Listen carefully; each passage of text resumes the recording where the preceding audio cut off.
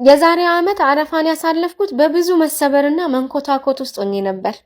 አሰላሙ አለይኩም ወራህመቱላሂ ወበረካቱ። እንኳን ለ1447ኛው የኢድ አልአድሃ በዓል በሰላም አደረሳችሁ። የዛሬ ዓመት ይህንን የኢድ በዓል እንዴት እንዳሳለፍኩት የሚያውቅ የቅርብ ሰው አንድም የለም። ምክንያቱም ስብራቴንና መሸነፌን ለሰው ሳልናገር አገግሜ እንዲያዩ ነው የምፈልገው። ዛሬ ይሄንን ቪዲዮ ከመቅረጼ በፊት በውስጤ ለረጅም ጊዜ ስላሰብኩትና ለእናንተም ትልቅ ብርታት ይሆናል ብዬ ስላመንኩበት አንድ ከባድ የሆነ ታሪኬን ላካፍላችሁ።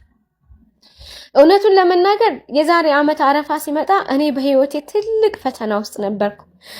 በብዙ መሰበር፣ በብዙ መንኮታኮት፣ በብዙ የውስጥ ህመምና ጨለማ ውስጥ ሆኜ ነበር በዓሉን ያሳለፍኩት።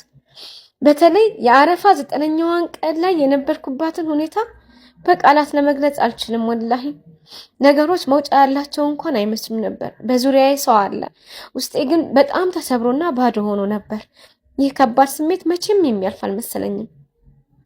ስለዚህ የ9ኛዋን ቀን ዱዓ ሙሉ በሙሉ ሌሎች ሀጃዎችን እርግፍ አድርጌ ትቼ እዚሁ ላይ ነበር ስነፋረቅ ያዋልኩት።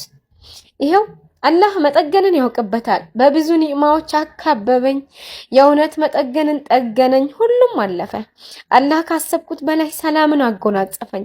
ዛሬ ላይ ቆሜ የዛሬ 1 ዓመቱን ስብራቴን መለስ ብዬ ሳስበው በውስጥ የሚመጣው ብቸኛው ቃል አልሐምዱሊላህ የሚል ነው።